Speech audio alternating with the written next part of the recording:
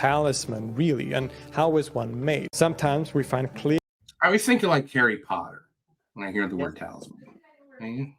instructions on how talismans are made, what techniques to use for what, etc. A talisman can technically be any object. You're probably thinking about some kind of necklace with a locker or something. Lord of the Rings. Lord of the Rings counts as a talisman. Yeah. And that One of the viewers brought up the dollar. Wasn't that talisman? AK, yeah. AK brought up the dollar, yeah. And I just wanted to get the definition of what talisman was, right? Because you hear a lot of these terms, but some of these are legitimate terms that were written thousands of years ago, and people, they were passed in sacred books from one generation to the other. Definitely be one form of talisman, but a talisman can also be just a piece of paper. It can be a bronze bowl, as we will see, and it can also be clothes. So what makes the talisman significant is the writing on it. So it can be any object, like Lord of the Rings, just a normal golden ring, bro. Without the special writing on it, it's nothing, right? Correct. So, yeah. So same thing that this guy's saying, like paper and all this stuff. Now, we are talking to Eob right now. He's a curator of rare Ethiopian artifacts. Now, Ethiopia has the oldest form of Christianity today. It is the oldest form of Christianity. In fact, they talk about it in the Bible, that one of the apostles discovers this Ethiopian dude that's like already a full believer in Christ and all this stuff. So one of the most ancient, and they have, say what? Interesting. Yeah. Yes. And there are some artifacts from, hundreds of years ago that discuss this very subject. Let me pull up. So this person is Eob Darilla. And we're hoping to get him on in July to talk a little bit more in detail. But he had an exhibit in the British Museum. It's a little clip of it. It's from the BBC.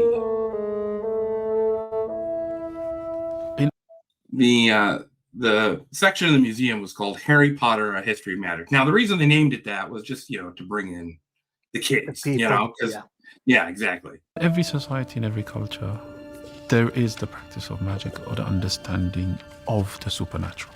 Magic is a universal language.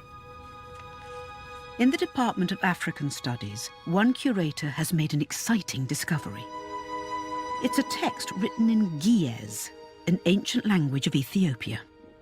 If you wish to turn into a lion or transform yourself into a lion, read the above prayer and write it on a silk cloth and tie it around your head.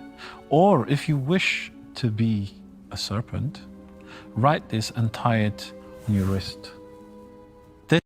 So for our audio listeners that can't see what's going on, he's reading from this book, and it's telling you like, hey, if you want to transform into this, animal to hunt down your enemies, write this on a piece of cloth, tie it around your forehead, and boom. This is a prayer for transformation, or and then attached to it is a prayer for transformation. Now, when you hear that, man, what's going through your head here? I would have a list of things: a lion, a bear, serpent. Like you're not feeling it one day, you get picked on by some hyenas. Boom! Hey, I want to be something else. Yes. Just you can get super creative. I mean, why wouldn't you? Yeah, to turn into a hawk. Yeah, it's like Moana with the staff. Yeah, or the magical fucking hook or whatever. So now we're talking like you mentioned a movie, right? So is this movie just a story told thousands of years ago that people believed, or is this still just like? Do you think this is just some sort of silly thing that?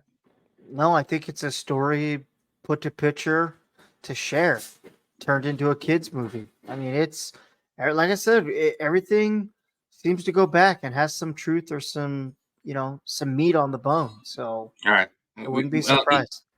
I feel like we've become so secularized that the modern day American can't believe such a thing exists, or that people would believe that you could do such a thing.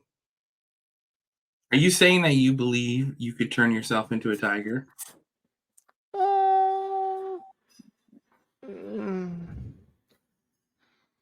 Yeah. Shit. Right? Yeah, it's right. I personally don't. I think it's really cool, but I don't. Yeah, I don't think I can. I don't think I can turn into a tiger if I wanted to. Now I'm going to play a little bit more of this clip, and this is why I want to interview you. To change into something else. So if I do try this prayer and I do turn into a lion, I don't have the counter prayer to turn back into a human. So for that reason, I wouldn't read it.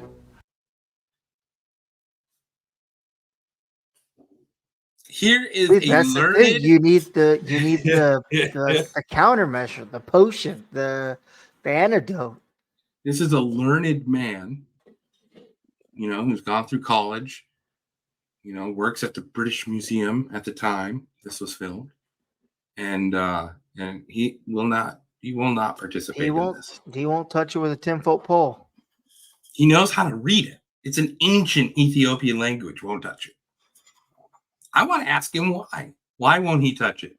Well, he said because he doesn't have. He can't. Yeah, he wouldn't be able to reverse it. That's such a logical answer, right? Like, fuck it, a lion? I can't. Because what is that? Roars and yawns? How do you reverse it? You'd have to, yeah, right? Yeah, that's a good point. Well, that place in where is it? In India, where it's just full of alligators and it's like some monk sanctuary and they just walk around there just tossing meat and the gators don't mess with them at all. Maybe that's just a bunch of people who took a spell to become gators and now they're just sort of stuck there. So they're like, hey. They're like, fuck, I guess we play nice, get a free meal. Don't eat one of these motherfuckers. I'll play a little bit more of this. Are you interested? You want me to keep playing this? Yeah. Okay. Yes, I wouldn't read it, no. It's readable, it's straightforward, but yeah. Doubles down. No way. Not gonna read it. This spell was found smuggled within the pages of a mysterious book. It's from Gondar in Ethiopia. Understanding this manuscript is trying to sort of understand the history of magic from an African perspective. So the owner of this manuscript would have been a Daptara, the equivalent of an alchemist. And this particular manuscript... Now, remember, we talked about alchemy. If you go through our back catalog on your podcast player, on our Phantom Fact Society, go back to the Magic episode and Aleister Crowley episodes, because we talk all about what alchemy means. It's not Skyrim, people. We're not talking about Skyrim alchemy. Script would have been kept a secret. By the 15th century, this type of magic had been outlawed by Ethiopia's Christian king. So manuscripts like these are exceptionally rare. But despite its Ethiopian roots, this branch of magic is very similar to an important subject taught at Hogwarts. This book is defense against the dark arts. So the purpose of this talisman is to protect the client from real or imagined harm. So you see those pictures there? Those are all talismans. So things you would put on something else to ward off dark magic. This Eob Darillo. Hopefully we can... I mean, magic, I'm not going to say I don't like it, because I love magic. There, Sci-Fi had, I can't remember the name, but they had a great magic show where, everyone has the ability, but, it's just unleashing it. Kind of like the Harry Potter thing. All of that would be cool. I wake up every day wanting to fucking shoot electricity through my hands, or, shape shift or do something else. That would be fucking wicked awesome. Well, don't you think it's weird that all these different cultures have similar stories? Like Ethiopians and ancient Christianity is all about, like just in that little script, transformation, right?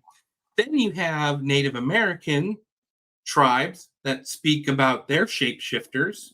I forget what they're called, the skinwalkers, right? And they're always like, witch doctors that are capable of these things. So what is with all these different cultures?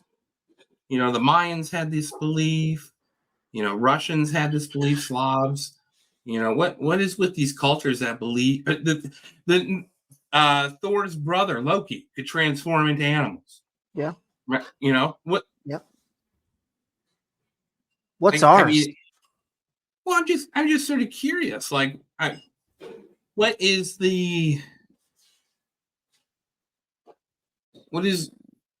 how do all these cultures get that? Because it roamed and it walked before. Like, it's not, because you think we grew up talking about like the boogeyman and whatnot and check your closet to like, whatever. But when multiple cultures have the same circle, we'll go back to the circle. I love the circle. It's there's truth to it. There's got to be. I don't think they just pulled this up just to scare kids to keep them on the straight and narrow. I'm thinking this shit really happened. And it's probably still around today. Well, it's, and if that's the case, It's there's just more got to be. advanced. Well, yeah, and that's the thing. Like this culture of symbolism, using symbols to protect yourself or to ward off evil spirits or to cause evil spirits. These are, or to control people. All these symbols mean something, and that's why I was, we're going in to the American dollar and the American currency and fiat currency in general. Now, have you ever heard of fiat? Do you know what that means? Yeah, I mean, I've heard of it. Yeah. All right. So I got a couple videos to explain it because I'm no economist and I have no clue what it meant when I kept seeing this. I'm like, are they talking about a car? Is our dollar based off the fiat? Is that what it's the little sub-pack, little car? It is not. It is not actually, and I'm glad because it was brought up in this video here. Word fiat in conversation, you might think, ooh, nice little Italian car.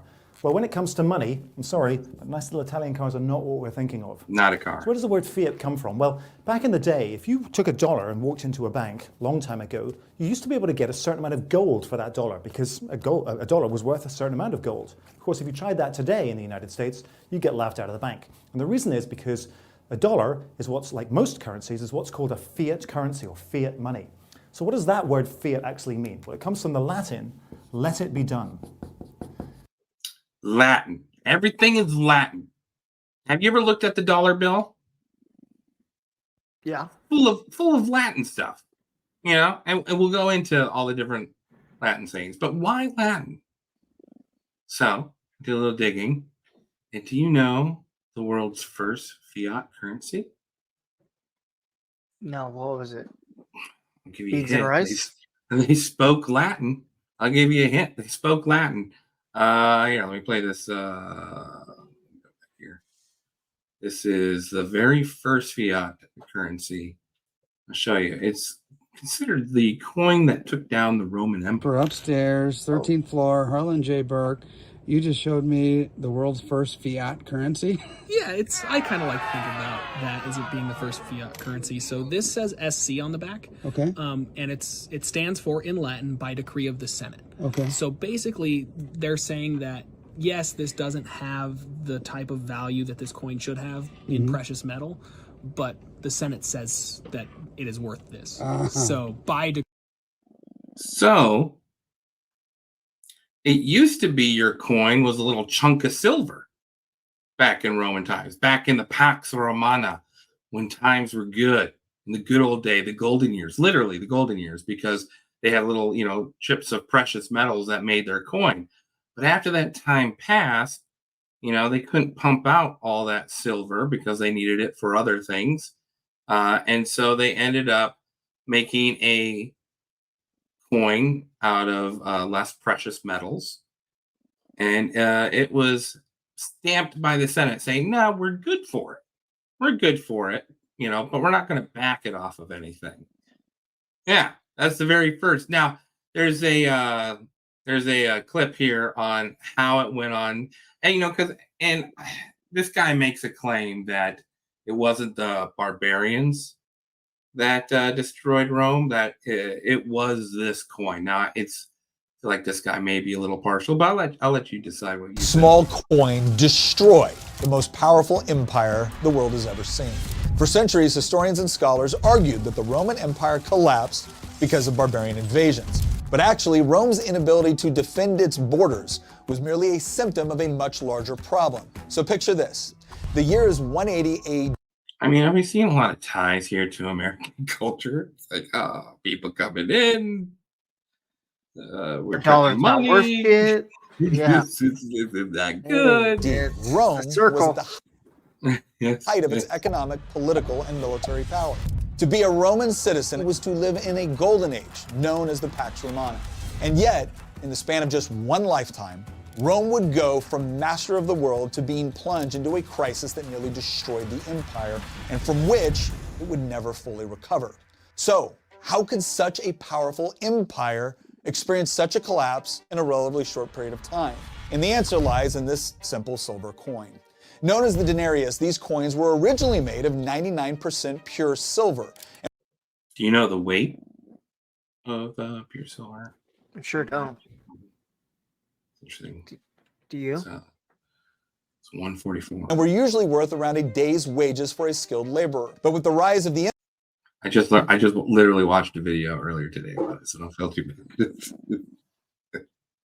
Like, who would have thought to have empire, Rome's new rulers ran into a problem. With a limited supply of gold and silver flowing into the empire, how could the latest palace, amphitheater, coliseum, or war be paid for? An emperor's rule usually rested on the ability to provide the people with either bread and circuses or score victories on the battlefield, meaning that these pet projects often took priority over all other economic considerations. The emperors found a way to work around this, however, by lowering the silver content of the denarius and replacing it with cheaper metals. They were then able to mint more coins with the same face value. And with more coins seemingly being created out of thin air, the state could spend more money. And so the value of the denarius steadily declined as one emperor after another debased the currency. By the reign of Marcus Aurelius, the denarius had dropped to less than 80% silver, and just 40 years later it had fallen to 50%. By 270 AD, the denarius was rendered virtually worthless with a silver content of less than 3%. Inflation skyrocketed across the empire, topping a staggering 1,000% in some cases. Rome was 1,000%. Doesn't that sound familiar? Just this rings home way too true. If you took a picture of when America went off the gold standard completely in 1970, was it 3? They completely go off gold standard. And then you see the decline of the dollar and you compare it to the Roman one. I wonder how similar it is. You know? I guarantee they just shadow each other. It's because I've seen both charts now, but to see them, transparent over each other. Into a catastrophe known as the crisis of the 3rd century, as its emperors found it nearly impossible to pay for even the most basic functions of government, let alone their personal pet projects. Trade completely collapsed. The army routinely murdered their emperors because of missed payments, while the empire was shattered into 3 pieces as German and Persian invasions went unchecked. Rome's economic and military power would never be fully restored, and in less than 2 centuries, the empire itself would finally come to an end. The coin that destroyed the Roman Empire. That makes perfect sense. Makes perfect sense. Now you may ask yourself, this is common historical knowledge, right? Like, how did we not look in history and see when Rome devalued their dollar, their equivalent, and their entire economy collapse. How do you not draw the link that, hey, maybe if we take our dollar off the gold standard, something similar won't happen? That's where I get back. They have the same playbook. It's they knew that. I guarantee they knew that. They were like, well, I think you're right. I think you're right. They did know that. But I think, like, how do you convince the masses to get behind that? Because this happens in what? I mean, it happens over a period of time between FDR to Nixon. So it shows that, first of all, it shows that both parties are in on that. So get the party talk out of here. Republicans and Democrats are better, because that's not true. Both of these people willingly went into putting our dollar into a fiat currency. But I think there's, going back to our talisman, I think there's something else behind the dollar.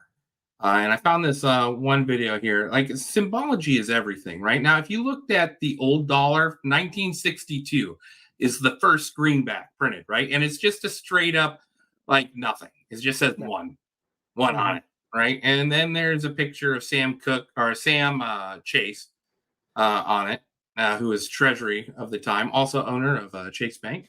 Congratulations to your kids. And he's on the cover of the dollar. And then it goes back to nothing. It goes back to nothing until 1963. Right now, in 1963, it gets a facelift and is exactly as the dollar we see today. Now, you may ask yourself, like, we see quarters change all the time. Yep. We see the $5 bill. We hear people talk about the $20 bill. All of our currency has changed over a period of time. But the dollar bill since 1963 has remained untouched. Right? Trusty. So much to the fact that it was brought up, maybe we should change it. And Congress went out of their way to pass a law saying you will not change the design of the $1 bill. What's the meaning behind that? What? See what I mean? Like, now, that doesn't raise your ears a little bit. So, I did a little research on the dollar, and we can stop this video at a time. But man, that's crazy, because they don't ever be like, but for the dollar, right? For the dollar, if you know anything about American politics, we love to throw out the old and bring in the new. Yes. I mean, the biggest thing we're millennials, and the biggest thing with currency in our lifetime was the quarters being changed to states. Oh yeah, remember collected all of them? Yeah, yeah, you can collect all of them. That was the biggest deal with our currency in our lifetime. But the dollar bill since 1963, oddly enough, the same year Kennedy was assassinated, has not changed and will never change as long as the federal government has a say. 33rd degree Freemason Franklin D. Roosevelt added the Great Seal to the U.S. Franklin D. Roosevelt, pay attention. We all know. Transforming it into an occult talisman. The same year, he signed a gold confiscation order and took the U.S. off the gold standard. Should I play that again? Go play it again. In 1933, 33rd degree Freemason Franklin D. Roosevelt added the Great Seal to the U.S. dollar. So if you look at the front of the dollar, there's a seal.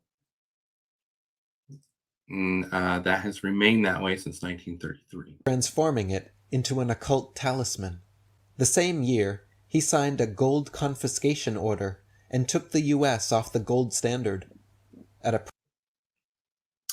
This talisman, for both Roman times and American times, it's interesting because it is uniquely tied to the removal of valuable metal to your currency.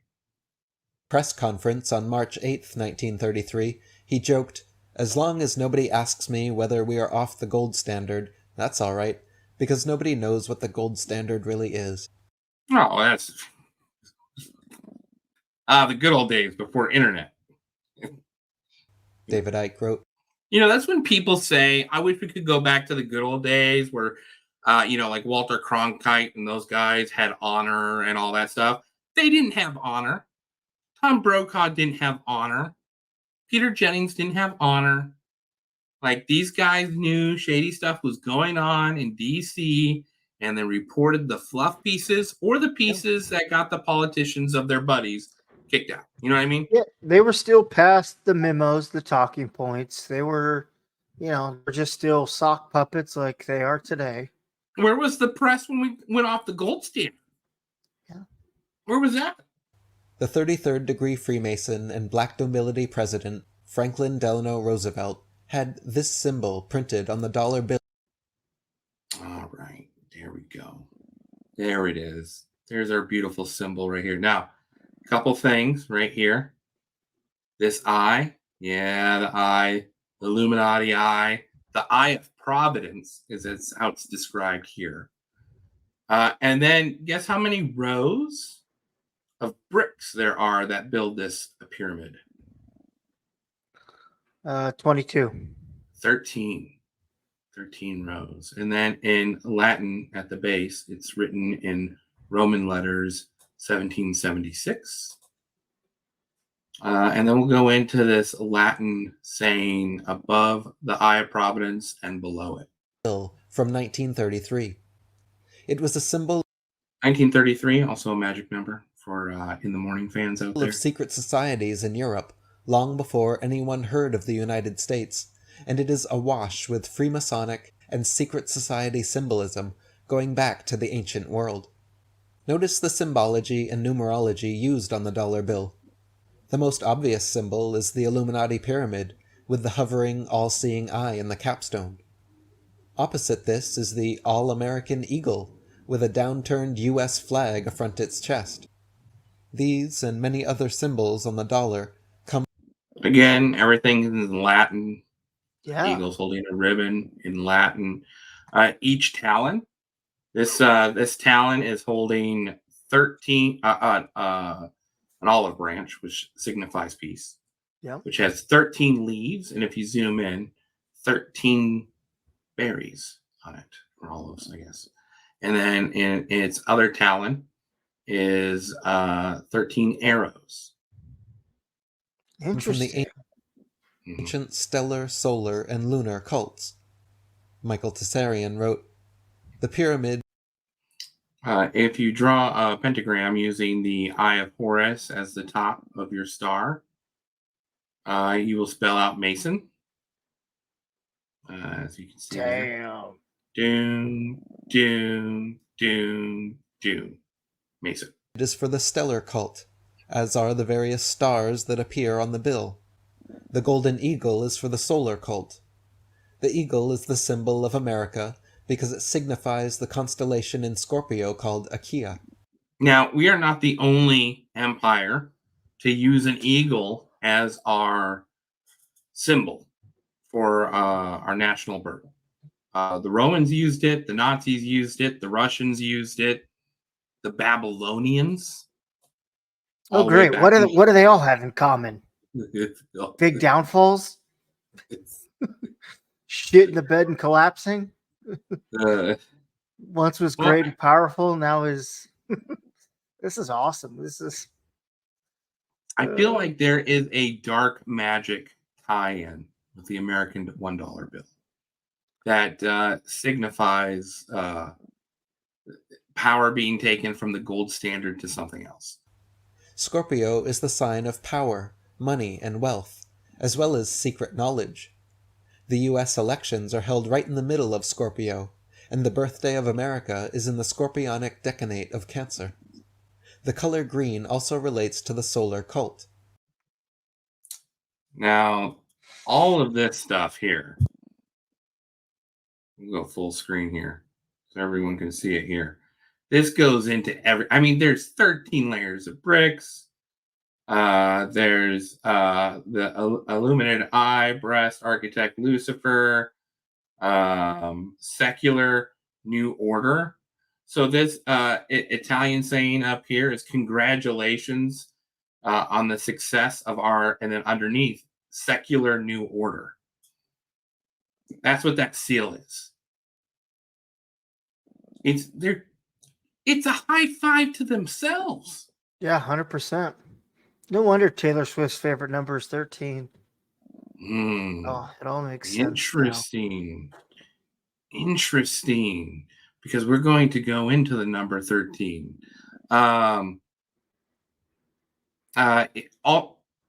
Interesting fact about the Federal Reserve, people. There are 13 branches, or there's 12 branches, and then the central branch, which makes 13. Right? This number 13 keeps popping up. Now, of course, there were 13 colonies in the United States of America. Before anyone yells that at me in the comments, and I understand that, but who decided that there would be 13 colonies? Like, who decided to cut West Virginia off to make 13? You understand what I'm saying here? Yeah. Like, was it designed to be 13?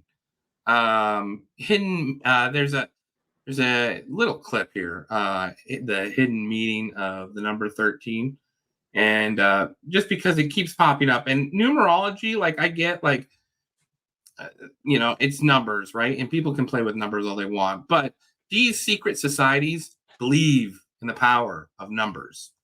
This goes back thousands of years, and this represents. This one comes like from Ethiopia as well here. The occult number of hidden knowledge. It is the 12 plus 1. 12 plus 1. Remember how we talked about there was always 12 disciples? There's 15 other stories of that are similar to that of Christ, and all of them had 12 followers plus 1. Yep. It is the table, the round table of King Arthur and his knight. King Arthur had 12 knights that sat at his table. And he just carried on through history. These stories, these numbers hidden within these stories. Do all numbers have meaning in Pack a Punch? There is a 2-hour video by Randall Carlson that goes all into the numbers, all into just the numbers of the pyramids. You can take the base of the pyramid and times it by 42,300, and it's the exact equator of the Earth as measured by satellite. Shit.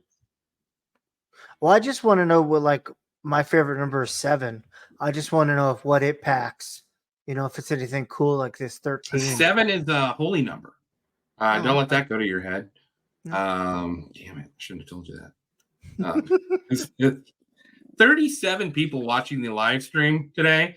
Welcome to all of the new listeners. Go to our Twitter, X. Give us a follow. Follow us on YouTube. Share it. We're trying to get to 200 followers on YouTube. So we're stuck at 193 for the past week. So we appreciate that. All right, back to number 13. And the 12 disciples and the Christ. So it is the 12 powers and yourself is the meaning of 13. So gouge that little niche out there so you don't have to suffer from that phobia. When a black cat crosses your path, that is not bad luck. Mystically, it means you're about to have a spiritual experience. Oh, shit. So we're pulling some cover off some of this myth because we had bought into superstition. Almost full baggage. We got a whole bag of stuff, Man, don't be brushing my feet with that broom. I don't know what that means. No. But number 13, powerful number in the numerology world. So number 13, which appears frequently on the dollar bill, stands for the lunar cult. There are 13 months in the lunar year. America originally had 13 states. London is made up of 28 boroughs. this being the number of lunar mansions. 13 is also a stellar cult numeral, much used by the Israelites and other Semitic tribes and nations. Then there are the watermarks, or moon letters, for the lunar cults. The double-headed eagle symbol, which came from Babylon and survived through the Scottish Rite of Freemasonry, has been today adopted by America, Mexico, Israel, Germany, France, Chile, Italy, Honduras, and many others. David Icke wrote, "The eagle is a widely used brotherhood symbol, and it can be found on the coats of arms of many countries, including Egypt, Libya, and Iraq. It was a major symbol for Germany, and it appears in the designs of pulpits and lecterns used by the Christian Church. Seals like the one used on the Great Seal of the United States can be traced back to at least 4000 BC in Egypt, Babylon, Assyria, and India. The word money comes from the lunar cults. Early words for the moon were mon and min, giving us mani, printed at a mint. We have a worldwide monarchy that controls the world's money supply. We have finance ministers, prime ministers, and their ministries being controlled by occult elites and societies. Monks perform monthly ceremonies in monasteries. It is interesting to note that the plant mint is green, our money, printed at the mint, is green, and the Isis moon goddess Statue of Liberty is also green. Someone who is ignorant is green. Moon lovers are lunatics. From the French, they are monsters. You can see how the elite esoterically worship the moon, continuing the lunar cult, while exoterically condemning and marginalizing it. Jordan Maxwell wrote, "You will see beneath the pyramid 1776 spelled out in Roman numerals, plus the words Annuit Coeptus, and is translated as Annuit, our enterprise. Coeptus is translated to mean crowned with success, or is crowned with success. Therefore, Annuit Coeptus is our enterprise, which is now a success." Then, in order to find out what enterprise was a success, read on the $1 bill at the bottom of the pyramid, Novos Ordo Seclorum, which translates as the new order of the world. You You remember know when they whose used to thoughts? You know whose thoughts I'd like to get? Neil deGrasse Tyson. I bet he's got some good insight on Why do you- 13 and the moon and the stars. He just feels like he's that type of speed, you know. I cannot stand Neil deGrasse Tyson. I think he's a freaking idiot. Which I don't know why you would bring him up in a moment like this. He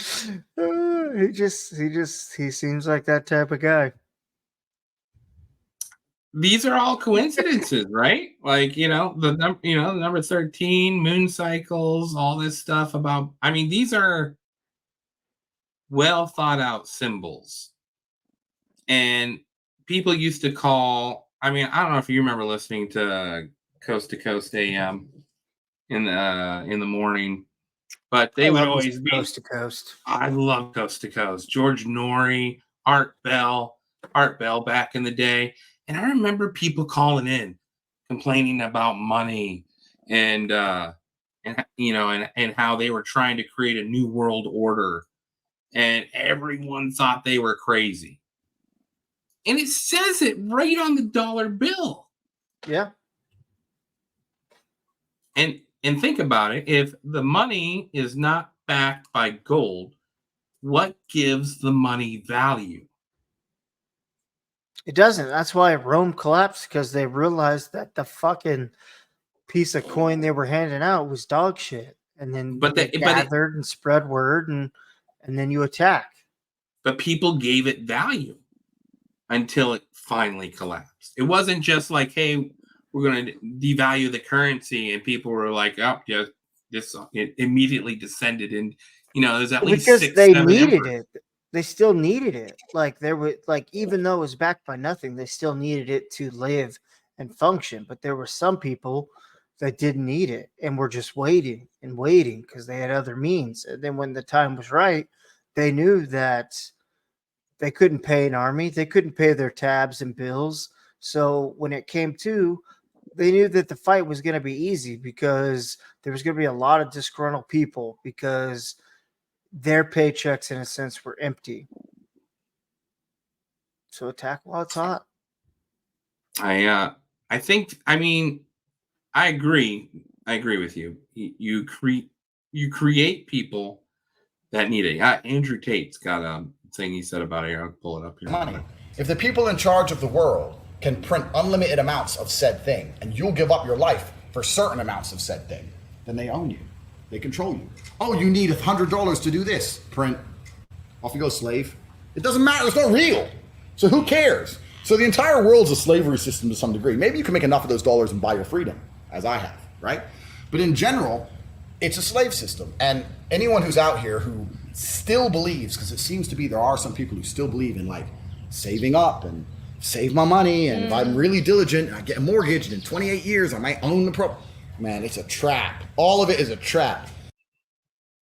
First of all, I don't know how he thinks he's above it. You know, like he's escaped of it because he has more money than anyone else. You know, like that's how they all think. The more money, even though it's nothing. I mean, he is right though. It gets you a little break. It's the heat comes off just a little bit when you go above. Well, the power of symbology, I think, is really important because it's a form of mind control using these symbols. You know, when you see the Great American Seal on it and you see it's backed by the United States government, that gives you this false sense of security that your money is worth making. Yeah. You know, if Really, honestly, it's not. May, if we both believed that we could just sit there and buy gold and live off of paying stuff in grams of gold, we know that'd be impossible. Because everyone else still believes in this money because we see the symbol on there that it's backed by the American government. And in our minds, you know, that's going to be around forever. Yeah.